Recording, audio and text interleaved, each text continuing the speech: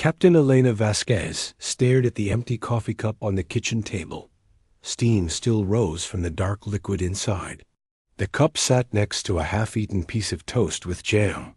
A child's drawing lay beside it, showing a stick-figure family under a yellow sun, but no one was there. Elena walked through the silent house on New Carthage Colony. Her boots made loud sounds on the wooden floor. Each room told the same story. People had been living here just minutes ago, but now they were gone. She stepped outside into the main street of Harmony Town. The settlement had 200,000 people yesterday. Today, it was empty. Cars sat in the middle of the road with their doors open. A dog ran up to her, wagging its tail. It was the only living thing she had seen since landing. "This doesn't make sense," Elena said into her radio. Her ship, the Meridian, waited in orbit above the planet. There should be people everywhere. Where did they all go? Her first officer, James Park, answered from the ship. "Captain, we're not picking up any life signs down there. No human readings at all." Elena walked to the town center. A playground sat empty. Swings moved slowly in the wind. A sandbox had fresh footprints in it. Toys were scattered on the ground, like children had just been playing with them. She picked up a small red truck from the sand. It was still warm from the sun. Her hands shook. As she held it, "Captain?" James called on the radio. "Are you okay down there?" "No," Elena said quietly. "I'm not okay. Something terrible happened here." She had been a space captain for 15 years. She had seen many strange things in the galaxy. But this was different. This felt wrong in a way that made her skin crawl. Elena walked to the edge of town. That was where she found the first strange marks. They were burned into the ground in perfect shapes. Circles, triangles, and squares arranged in rows. Each mark was exactly the same size. Each one was exactly the same distance from the others. The burn marks went on for miles. They covered the entire area around the town like a giant pattern, drawn by something that loved straight lines and perfect angles. "James, are you seeing this from orbit?" Elena asked. She stood in the middle of the burned field. "Yes, Captain. The whole planet is covered with those marks. Every continent. They're everywhere humans lived." Elena felt cold despite the warmth. "Son, what about the other colonies? Have we heard from New Eden? Haven Prime?" A long pause. Then James spoke in a quiet voice. "Captain, we haven't heard from any of the outer colonies in 3 weeks. Command thought it was just equipment problems." "Get me a direct line to Earth Command," Elena ordered. "Now." While she waited, Elena walked back through the empty town. She tried to understand what she was seeing. There were no signs of fighting. No broken windows or damaged buildings. No bodies. No blood. The people had just disappeared. She stopped at a small cafe. The door was open. Inside, plates of food sat on tables. The food was still warm. In the kitchen, a pot of soup bubbled. On the stove, someone had been cooking lunch when it happened. "Captain, I have Admiral Morrison on the line," James reported. Elena sat down at one of the empty tables. "Admiral, this is Captain Vasquez. We have a serious problem out here." "Captain, your report says the entire New Carthage colony is missing." "That's impossible. 200,000 people don't just vanish." "Sir, I'm looking at empty plates with warm food on them. I'm looking at toys that children were playing with an hour ago. But there are no people. None. They're all gone." The Admiral was quiet for a moment. "Captain, we've lost contact with 12 outer rim colonies in the past month. We thought it was solar storms affecting communications. It's not solar storms, sir. Something took these people. All of them." Elena stood up and walked to the cafe window. She could see the burned marks stretching across the landscape. They looked like a message written in a language she didn't understand. "Sir, there are strange patterns burned into the ground." Perfect. Geometric shapes. They cover the entire planet wherever humans lived. Geometric shapes? The Admiral's voice sounded worried now. Captain, I want you to document everything. Take pictures. Collect samples. Then get out of there immediately. Understood, sir. But what do I tell the families back on Earth? These people have relatives who are waiting for messages from them. Another long pause. We tell them the truth, Captain. We don't know what happened. But we're going to find out. Elena spent the next 6 hours exploring the empty colony. Every building told the same story. People had been living normal lives right up until the moment they disappeared. In one house, she found a birthday cake with 6 candles on it. The candles had burned down to small stubs. A child had been about to blow out their birthday candles. When it happened in another house, she found a woman's diary. The last entry was dated yesterday. It talked about plans for the weekend. Plans to visit friends, plans to plant a garden. Plans that would never happen now. Elena took pictures of everything. The empty streets, the abandoned cars, the perfect burn marks, the still warm food. All of it felt like evidence of something impossible. As the sun began to set, she walked back to her landing shuttle. The dog that had found her earlier followed. Behind, it seemed to understand that she was the only human left on the entire planet. I can't leave you here, Elena said to the dog. She picked it up. It was a small brown dog with kind eyes. You're coming with me. Back on the Meridian, Elena sat in her captain's chair and looked at the data they had collected. James had scanned the entire planet from orbit. The results were clear and terrifying. 200,000 people lived on this planet yesterday, James reported. Today, there are none. No human life signs anywhere. But everything else is normal, Elena said. Plants, animals, insects. Everything except humans. Whatever did this, it only wanted humans. Elena thought about the perfect burn marks, about the empty houses with warm food still on the tables, about the children's toys scattered in the playground. Something had come to New Carthage and taken every human being. Something that was very careful and very precise. Set course for Earth, Elena ordered. Maximum speed. Captain, what do we tell command? Elena looked out at the stars. Somewhere out there, something was hunting humans. Something that could make entire populations disappear without a trace. We tell them that we're not alone in the galaxy, Elena said, and whatever else is out here doesn't want us to exist. The Meridian turned away from New Carthage and jumped to faster-than-light speed. Behind them, an empty world spun in space, covered with geometric burn marks that looked like the signature of something that valued perfect order above all, else not something that saw humans as a problem to be solved. 3 months later, Earth's greatest minds still had no answers. Dr. Marcus Webb sat in the emergency meeting room deep under Geneva. Around the table sat generals, scientists, and politicians from every nation on Earth. They all looked tired and scared. 17 colonies, Dr. Webb said, reading from his tablet. 17 human settlements, completely empty. Over 3 million people, gone without a trace. Admiral Morrison leaned forward. Tell them about the latest incident. Dr. Webb switched to a new screen. Yesterday, we lost contact with Kepler Station. It's our biggest research facility outside the solar system. 50,000 scientists and support staff. Any survivors? Asked General Chun. Captain Vasquez is investigating. Now. But based on the pattern, Doctor. Webb shook his head. We don't expect to find anyone. Far away in space, Elena walked through the empty corridors of Kepler Station. The research facility was huge, with laboratories and living quarters for tens of thousands of people. Now it was silent as a tomb, but this time was different. This time, Elena wasn't alone. "Captain," called Lieutenant Sarah Kim from down the hall. "You need to see this."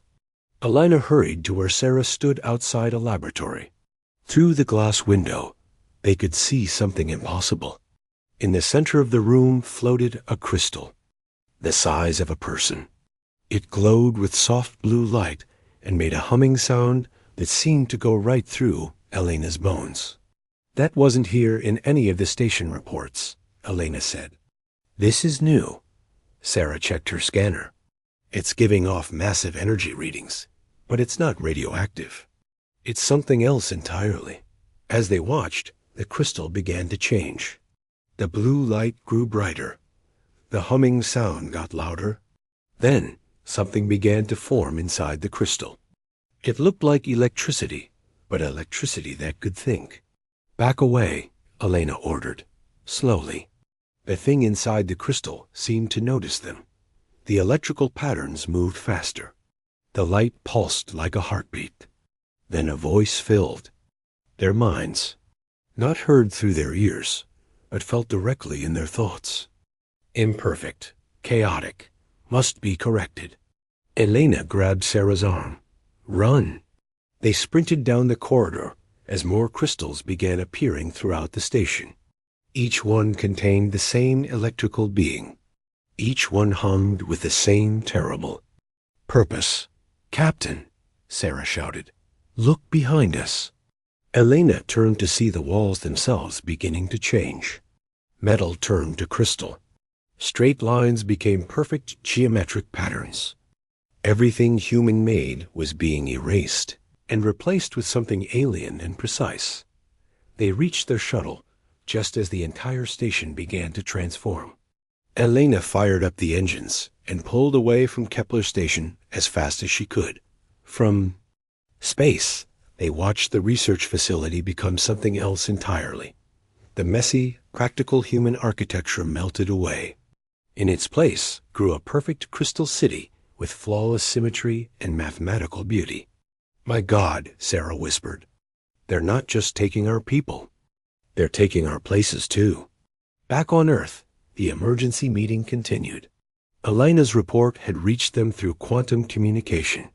"So now we know what we're dealing with," Admiral Morrison said.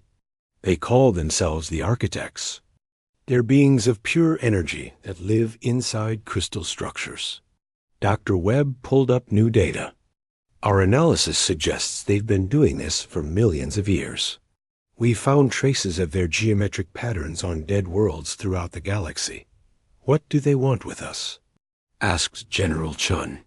"They don't want anything from us, Doctor." Webb replied, "They want us gone.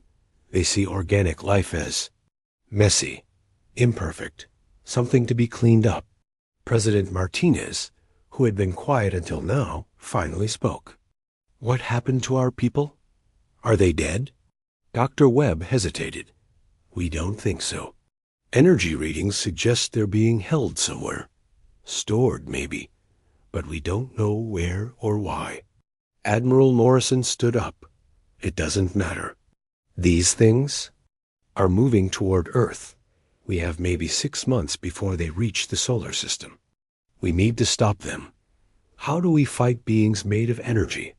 General Chun asked. "We tried conventional weapons at Proxima Station," Admiral Morrison said grimly. Admiral Chun's entire battle fleet. 20 ships, 10,000 crew members. The architects dissolved them in minutes. Broke them apart at the atomic level. The room fell silent. Everyone understood what that meant. Humanity's greatest weapons were useless. Dr. Webb cleared his throat. "There might be another way.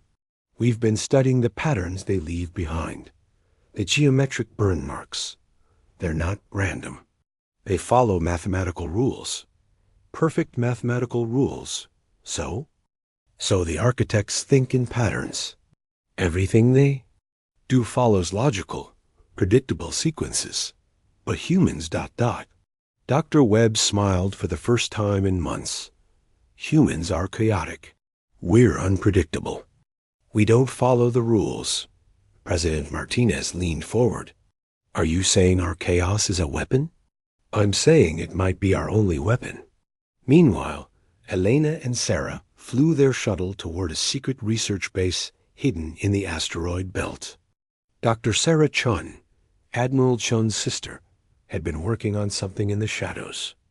Something the architects couldn't predict or understand. The base was called Haven Point. It was built inside a hollowed-out asteroid, hidden from sensors. As Elena docked her shuttle, she saw other ships arriving. Scientists, soldiers, and civilians who had escaped from the lost colonies. All of them looking for a way to fight back. Dr. Sarah Chun met them at the airlock.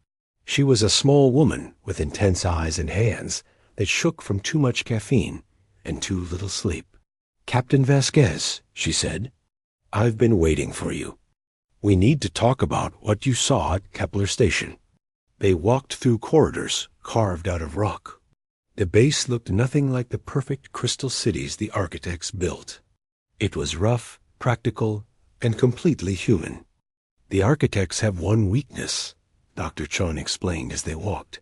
"They can't process true randomness. Their minds are like computers. They think in patterns and equations. But human consciousness, human emotions, they create quantum. Static that interferes with their calculations." Elena frowned. "Quantum static? Think of it like this. The architects see the universe as a perfect machine, but humans are like sand in the gears. We create uncertainty, chaos, things they can't predict or control." They entered a laboratory where dozens of scientists worked on strange devices. The machines looked like a cross between computers and musical instruments. They hummed and sparked, with energy that felt oddly familiar. "We call them chaos engines," Dr. Chun said. "They amplify human consciousness and turn it into a weapon." But double quotes. "But what?" Dr. Chun's face became sad. "The process burns out the operator's mind. Using one of these machines is a death sentence, but it might be the only way to hurt the architects." Elena stared at the machines.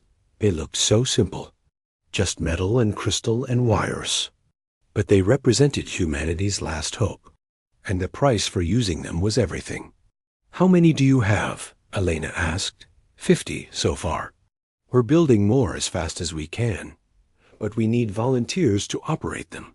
People willing to give up their lives for a chance to hit back."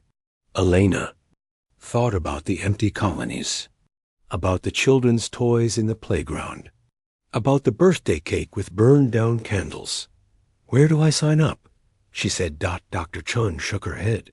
"You're too valuable alive, Captain. We need you to coordinate the attack, but thank you for volunteering." Around the laboratory, Elena saw the faces of other volunteers, young and old, military and civilian. All of them had the same look in their eyes. They had all lost something to the architects, and they were all ready to lose everything else to stop them. Outside the asteroid base, space looked peaceful. Stars twinkled in the darkness. But Elena knew that somewhere out there, crystal ships were moving toward Earth, moving with perfect mathematical precision toward the home of 3 billion human beings. The architects thought they were cleaning up the galaxy. They thought organic life was a mistake to be corrected, but they had never faced anything like humanity before. They had never faced a species that turned chaos into strength, that made weapons out of unpredictability. The war for humanity's survival was about to begin. 6 weeks before the architects reached Earth, humanity's hidden war began. Elena stood in the command center of Haven Point, watching dozens of screens show the galaxy around them. Red dots marked places where human colonies used to be. Blue dots showed where the architects were now. The blue dots were getting closer to Earth every day. "Status report," Elena called out. Lieutenant Sarah Kim, now Elena's second in command, looked up from her station. "We have chaos engines operational in 43 locations. Underground bases, hidden ships, even some built into the empty colonies. Dr. Sarah Chun walked over with a tablet full of data. We've got 500 volunteers trained and ready. But Elena, I have to tell you something. The test runs are getting worse. Elena felt her stomach drop. Worse how? The neural feedback is stronger than we thought. Some operators are dying before they can even fire the engines. Their minds can't handle the quantum load. But the ones who do fire them? Dr. Chun nodded slowly. They're doing damage. Real damage. We hit an architect scout ship near Titan yesterday. The entire crystal structure just stopped working. But Marcus died instantly. Complete brain death. Elena closed her eyes. Marcus had been a young scientist from New Eden Colony. He volunteered after his family disappeared. Like so many others, he wanted revenge more than he wanted to live. Show me the recording, Elena said. On the main screen, they watched the attack. Marcus sat connected to a chaos engine, his face peaceful but determined. When he activated the machine, the air around him shimmered with strange energy. The energy reached out across space toward the architect ship. The crystal ship had been moving in a perfect straight line, following mathematical precision. But when the chaos energy hit it, the ship began to wobble. Its perfect patterns flickered. Then, suddenly, it went dark and dead. But Marcus was dead too. The machine had burned through his brain like fire through paper. How many more volunteers do we have? Elena asked quietly. Too many, Dr. Chun replied. Word is spreading through the underground networks. People are coming from all over human space. Families who lost loved ones to the architects. Soldiers who saw their friends disappear. They all want to fight. Elena walked to the observation deck. Through the thick glass, she could see Earth in the distance. It looked so small and blue and precious. 3 billion people lived on that world. Most of them didn't even know the architects existed yet. The governments of Earth were trying to keep it secret. They said they didn't want to cause panic. But Elena knew the real reason. They didn't want people to know how helpless they were. Captain, Sarah Kim called from behind her. We're getting a message from the Titan base. They want to try something new. Elena hurried back to the command center. On screen was Commander Jake Morrison, Admiral Morrison's son. He had set up a chaos engine base on one of Saturn's moons. Elena, we've been studying the quantum patterns, Jake said. Dr. Chun was right about the architects thinking in mathematics. But we found something else. They don't just think in patterns. They are patterns. What do you mean? Jake's image flickered as he adjusted his equipment. The architects aren't really alive the way we understand life. They're like living equations. Mathematical formulas that gained consciousness millions of years ago. Dr. Chun leaned closer to the screen. That would explain why they can't understand chaos. Mathematics can't process true randomness. Exactly, Jake continued. But here's the interesting part. When we hit them with chaos energy, we're not just damaging them. We're teaching them something they've never experienced before. Uncertainty. Elena frowned. Teaching them? Think about it. These beings have existed for millions of years in perfect order. They've never felt confusion or doubt or fear.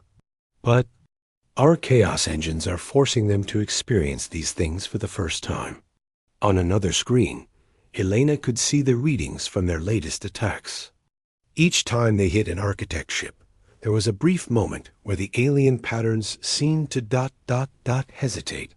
It's like they're learning to be afraid. Dr. Chun whispered over the next week. The attacks increased. Human volunteers across the galaxy connected to chaos engines and burned out their minds to strike at the architects.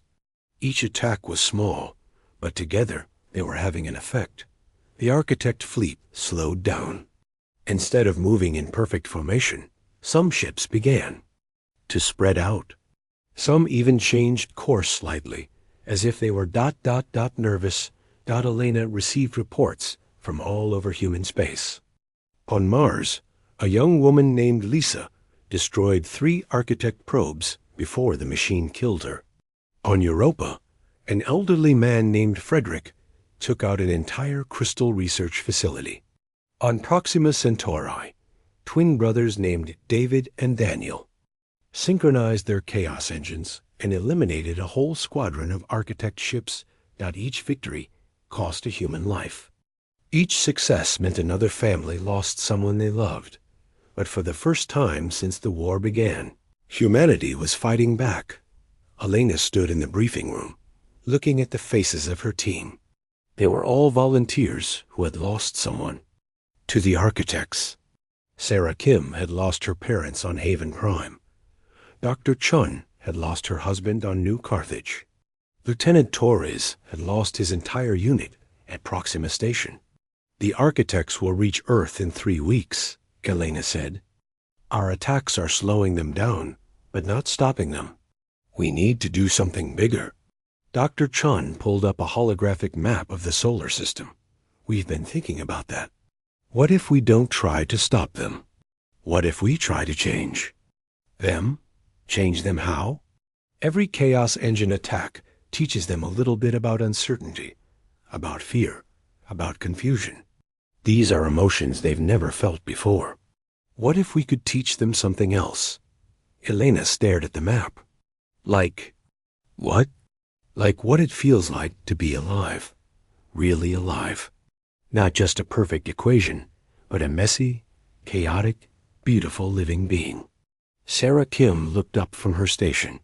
That would require a massive chaos engine, something 100 times more powerful than anything we've built. And it would kill whoever operates it, Dr. Chun added quietly. Not just burn out their mind. It would completely destroy them. Elena walked to the window again. Earth looked so peaceful from here. But in 3 weeks, crystal ships would arrive in Earth's orbit.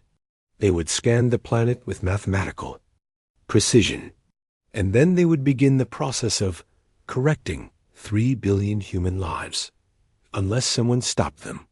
How big would this chaos engine need to be?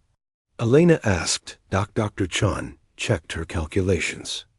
We'd need to link together every chaos engine we have, all 43 of them, and we'd need to channel them through one person who would die, one person who would cease to exist. Not just death, Elena. Complete dissolution. Nothing would be left. Elena thought about the empty colonies, about the children who would never grow up, about the families who would never be reunited, about the future that humanity might never have. I'll do it, she said. No, Dr. Chun said immediately. Elena, you're our leader. We need you. You need someone who can handle the chaos load without breaking. Someone who's seen what the architects do to our people. Someone who understands what we're fighting for. Elena turned to face her team. I've walked through empty colonies. I've seen the burn marks they leave behind. I've felt their cold mathematical hatred. If one person has to die to save 3 billion others, then that's what we do. Sarah Kim stood up. Captain, let me do it instead. You have more experience. No. Elena's voice was firm but kind. This is my choice, my responsibility. Doctor. Chun was quiet for a long moment. Then she nodded. If you're really going to do this, we need to start preparations now. Building a chaos engine this size will take everything we have. Over the next 2 weeks, the underground resistance worked faster than they ever had before. Scientists and engineers from across human space sent components to Haven Point. Volunteers who had planned to operate smaller chaos engines instead donated their machines to the project. The master chaos engine grew larger every day. It filled an entire section of the asteroid base. Cables and crystals and quantum processors all connected to a single chair in the center. Alana's chair dot as the architect fleet approached Earth. Elena sat in that chair for the first time. The machine hummed around her, waiting. She could feel its power like electricity in her bones. "Are you ready?" Dr. Chun asked. Elena looked at the screens showing Earth, her home, humanity's home. In a few hours, crystal ships would arrive there. They would begin the work of turning her chaotic, beautiful, messy species into something perfect and dead, unless she stopped them. "I'm ready," Elena said. The war for humanity's soul was about to reach its climax. The architect fleet appeared at the edge of Earth's solar system like a geometric nightmare. Hundreds of crystal ships moved in perfect formation, each one the size of a city. They reflected the light of the sun in patterns too precise for human eyes to follow comfortably. Elena watched them approach from her command chair in the Master Chaos Engine. Around her, the enormous machine hummed with enough power to light up a planet. Cables ran from the chair to her arms, her spine, her skull. She could feel the quantum energy waiting to pour through her mind. "Fleet deployment confirmed, Sarah," Kim reported from her station.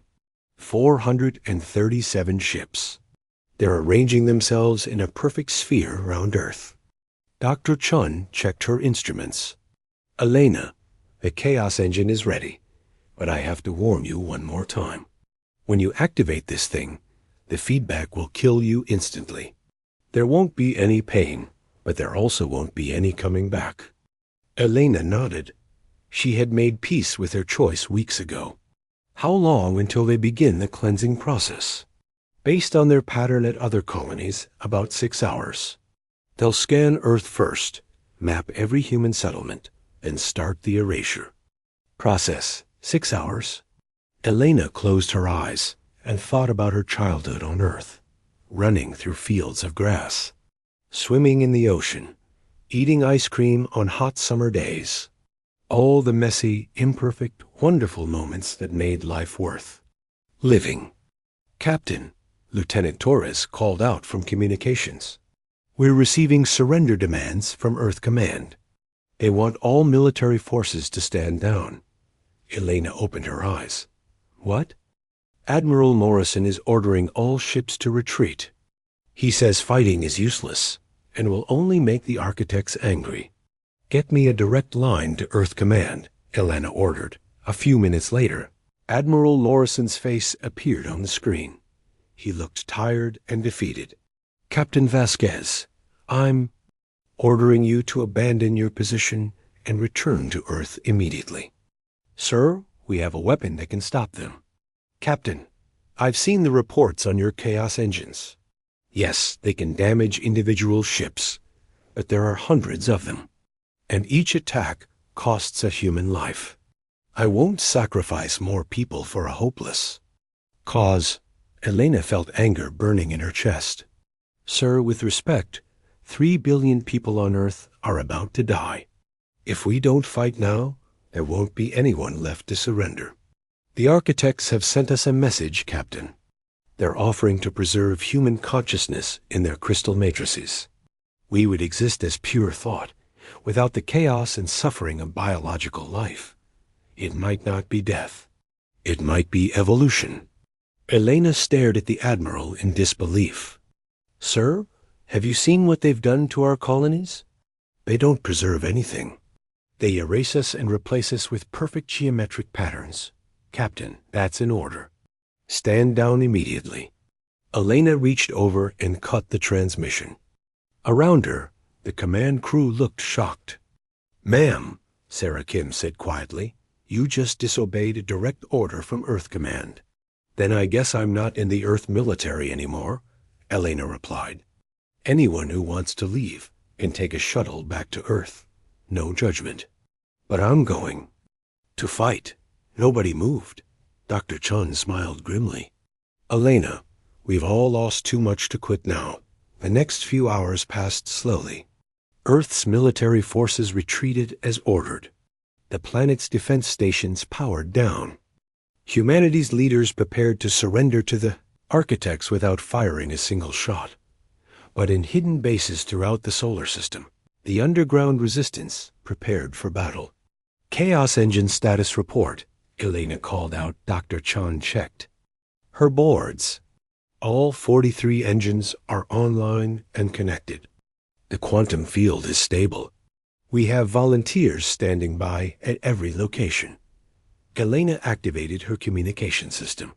Across human space, in asteroid bases and hidden bunkers and abandoned colonies, 500 resistance fighters heard her voice. "This is Captain Elena Vasquez," she said. "In 1 hour, we begin Operation Pandemonium. Some of you are going to die today. All of you are going to save humanity." On the main screen, Elena could see the architect ships beginning their scan of Earth. Geometric patterns of light swept across the planet's surface. The aliens were mapping every city, every town, every place where humans lived. "They're beautiful," Sarah Kim said quietly, watching the light patterns. "Yes," Elena agreed, "and they're going to kill everyone we've ever loved." The hour passed too quickly. Elena watched the countdown timer reach 0. Then she activated the communication system. One last time. "All stations, this is Phoenix Command. Operation Pandemonium is go. Execute on my mark." She paused, thinking of all the brave people about to sacrifice themselves for strangers they would never meet. Mark. Across the solar system, chaos engines activated simultaneously. On Mars, in the asteroid belt, on the moons of Jupiter and Saturn, human volunteers connected their minds to quantum machines and burned out their brains in flashes of pure chaos. The effect was immediate. Architect ships throughout the solar system began to wobble. Their perfect formations broke apart. Some ships stopped moving entirely. Others spun in confused circles. "It's working," Dr. Chun shouted. "They can't process this much chaos at once." But the victory was temporary. After a few minutes, the architects began to adapt. Their ships reformed into new patterns. They learned to expect the unexpected. "Elena," Dr. Chun said urgently, "they're fighting back." On the screens, Elena could see architect ships targeting the Chaos Engine bases. Beams of perfect mathematical energy reached out and dissolved entire asteroids. Hidden bunkers were discovered and erased. Resistance fighters died by the hundreds. "They're finding our people too fast," Sarah Kim reported. "We're losing bases faster than we can hurt them." Elena watched her brave volunteers disappear one by one. Each loss was a name she knew, a face she remembered. People who had trusted her to lead them to victory. "Mom," Lieutenant Torres called out, "the architects are moving toward Earth. They're giving up on hunting us. They're going to start the cleansing process now." Elena felt desperation rising in her throat. The plan was failing. Her people were dying for nothing. Earth was about to be cleansed anyway. "Elena," Dr. Chon said softly, "it's time. If we're going to use the Master Chaos Engine, it has to be now." Elena looked at the quantum cables attached to her body. The Master Chaos Engine had enough power to create a chaos field around the entire Earth. It might be enough to protect the planet, but it would definitely be enough to kill her. "Do it," she said. Dr. Chun's hands moved across the control panels. Quantum field building. Neural link established. "Elena, in 30 seconds, this machine is going to pour the consciousness of 500 resistance fighters through your mind. The chaos will be ... enormous." Elena felt the power building around her. It was like standing in the middle of a thunderstorm made of human emotions. Fear, anger, love, hope, desperation, and determination all mixed together into something the architects could never understand. 20 seconds. Dr. Chun announced. Elena thought about her parents, who had died when she was young. She thought about her friends at the Space Academy. She thought about every person she had ever loved, or laughed with, or cried beside. 10 seconds. She thought about the empty playground on New Carthage, about the birthday cake with burned down candles, about all the children who would never grow up if she failed. 5 seconds, Elena smiled. Tell Earth that we tried. 3.2.1. The master chaos engine activated. Elena screamed as the minds of 500 humans poured through her consciousness. Their memories, their emotions, their chaotic. Human thoughts crashed into her brain like a tsunami of pure life. But something went wrong. The chaos was too much, too powerful. Instead of just affecting the Earth, it spread throughout the entire solar system. It reached out to touch every architect ship, every crystal matrix, every mathematical mind. And for the first time in millions of years, the architects felt something they had never experienced before. They felt doubt. They felt fear. They felt the terrible, wonderful chaos of being truly alive. Elena felt her mind dissolving under the quantum load. But as she died, she heard something impossible. She heard the architects screaming. Not in pain, but in confusion and terror and something. That might have been ... wonder. The master chaos engine burned out every circuit in Elena's brain. But its effect rippled across space, teaching an entire species of mathematical beings what it meant to feel. Elena Vasquez died saving humanity. But she also did something else. She reminded the galaxy's most perfect killers what they had lost when they chose order over life. The chaos wave hit the architect fleet like a storm of impossible thoughts. For the first time in millions of years, perfect mathematical minds experienced uncertainty. Ships that had moved in flawless formation suddenly wobbled through space. Crystal matrices that had calculated the exact position of every atom in the universe found themselves unable to predict what would happen next. In the command center of the lead architect vessel, the entity that served as their coordinator struggled with sensations it had no words for. The being existed as pure energy within a crystal matrix the size of a building. For eons, it had experienced only perfect order and mathematical certainty. Now it felt something new, something terrifying and wonderful and impossible to calculate. It felt alive. Dr. Sarah Chun watched the readings from Haven Point's damaged sensors. Elena was dead. The master chaos engine had burned out completely. But the effect of her sacrifice rippled across the solar system like a wave of pure human consciousness. My God, Sarah Kim whispered, staring at the screens. Look at them. The architect ships were no longer moving in formation. Some had stopped completely. Others spun in slow circles, as if their pilots were confused. A few had even begun to change shape, their perfect crystal structures becoming more organic, more chaotic. Are they retreating? Lieutenant Torres asked. No, Dr. Chun said, studying the energy readings. They single quotes thinking. For the first time in millions of years, they're actually thinking instead of just calculating. On Earth, the governments that had ordered surrender watched in amazement as the alien fleet simply stopped its attack. The geometric scanning beams shut off. The cleansing process that should have begun never started. Instead, something else began to happen. The architect ships began to sing. It started as a low harmonic vibration that could be felt rather than heard. But slowly, the mathematical tones became more complex, more emotional. The perfect mathematical beings were learning to express feelings they had never experienced before. In the lead ship, the coordinator entity struggled with memories that weren't its own. The chaos wave had carried with it the thoughts and emotions of 500 human resistance fighters. Now those messy, imperfect, beautiful human experiences crashed through its crystal mind like waves against a shore. It remembered Elena's childhood summers. It felt Sarah Kim's grief for her lost parents. It experienced Dr. Chun's desperate hope that science could save everyone she loved. Hundreds of human memories and emotions swirled through its consciousness. And for the first time in eons, the coordinator remembered what it had been like to be alive. Millions of years ago, the beings that became the architects had been organic, creatures on a world of chaos and beauty. They had felt the warmth of sunlight on their skin. They had known the joy of discovery and the pain of loss.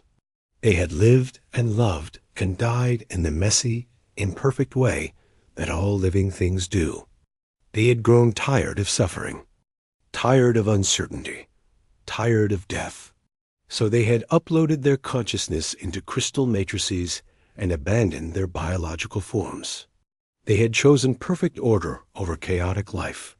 Over time, they had forgotten what they had given up. They had become so focused on mathematical perfection that they couldn't remember why chaos had once seemed beautiful. They saw organic life as a disease to be cured, not understanding that they were trying to cure themselves of the very thing that had made them real. But Elena's sacrifice had forced them to remember. The coordinator sent a communication pulse to the human resistance base. Not the mathematical commands it usually transmitted, but something new. Something that tried to express the impossible emotions flowing through its crystal mind. Dr. Chun received the transmission and stared at it in shock. They're trying to talk to us. Actually talk, not just give orders. The message was crude, like a child learning to speak. But the meaning was clear. We remember. What we lost. Over the next several hours, more messages came from the architect fleet. Each one was more complex than the last, as the aliens learned how to communicate with feeling instead of just pure information. Why did you show us this? Came one message. Dr. Chon replied carefully. Because we wanted you to understand what you were destroying. We thought chaos was wrong, imperfect, error to be corrected. Chaos isn't an error, Dr. Chon transmitted back. Chaos is life. It's what makes existence worth experiencing. A long pause. Then we had forgotten. We chose order over everything else. We became perfect and empty. As the communications continued, the architect ships began to change more dramatically. Their rigid crystal structures started to flow and shift. Some developed curves and organic shapes. Others began to pulse with irregular rhythms like heartbeats. They're remembering how to be alive, Sarah Kim said in wonder. The transformation wasn't easy for the architects. Many of them couldn't handle the flood of new emotions and sensations. Some ships simply shut down as their occupants were overwhelmed by feelings they hadn't experienced in millions of years. Others began to break apart as their crystal matrices restructured themselves into more organic forms. But the coordinator and a few others adapted. They learned to balance order with chaos, perfection with uncertainty. They began to remember not just what they had been, but what they could become. 3 days after Elena's sacrifice, the coordinator sent a final message to Haven Point. We understand now. We tried to make the universe perfect, but perfection is death. Life requires chaos. Beauty requires imperfection. Love requires uncertainty. What will you do now? Dr. Chon asked. We will learn to live again. But first, we must correct our greatest error. Within ours, architect ships throughout the galaxy began visiting the worlds they had cleansed. Using their perfect mathematical knowledge, they began to reverse the process. Crystal cities dissolved back into organic matter. Sterile landscapes bloomed with life again. And in quantum storage matrices aboard the ships, the consciousness of every human they had taken was carefully preserved and restored. The first colony to be returned was New Carthage. Elena's old friend Captain Mark Rodriguez was sent to investigate what the long-range sensors were showing. He landed his shuttle in the same field where Elena had found geometric burn marks months earlier. But now the field was full of grass and flowers In the distance, he could see the lights of Harmony Town. As he approached the settlement, people began to emerge from buildings. Men, women, children, all looking confused but alive. They remembered being taken, remembered a strange dream of existing as pure thought. But now they were home. Mark found the small cafe where Elena had sat among empty plates of still warm food. Now the cafe was full of people eating lunch and talking excitedly about their impossible experience on Earth. Families reunited with loved ones they thought were lost forever. Children hugged parents who had vanished months earlier. The empty colonies filled with life again. But Elena Vasquez never came home. Her sacrifice had saved humanity and taught the architects how to live again. But the price of channeling that much chaos through a human mind was absolute. There was nothing left of her to preserve or restore. A month later, Dr. Sarah Chun stood in a memorial garden built on Haven Point. A simple stone marked the place where Elena had connected to the Master Chaos Engine. The inscription read, "Captain Elena Vasquez. She taught the universe how to feel." Around the memorial, flowers grew in wild, chaotic patterns. No geometric precision, no mathematical perfection. Just life growing in all its messy, beautiful uncertainty. The architects had learned their lesson. They now traveled the galaxy, not as cleaners of chaos, but as gardeners of life. They helped organic species flourish instead of trying to perfect them. They built cities that curved and flowed instead of rigid crystal structures. And sometimes, when they encountered a species that had grown too focused on order and control, they would tell the story of Elena Vasquez, the human who died to teach an entire species how to live. Humanity expanded into the galaxy with new purpose. They were no longer just explorers or colonists. They were chaos bringers, reminding the universe that imperfection was beautiful, and uncertainty was valuable. That life was worth all its messy complications.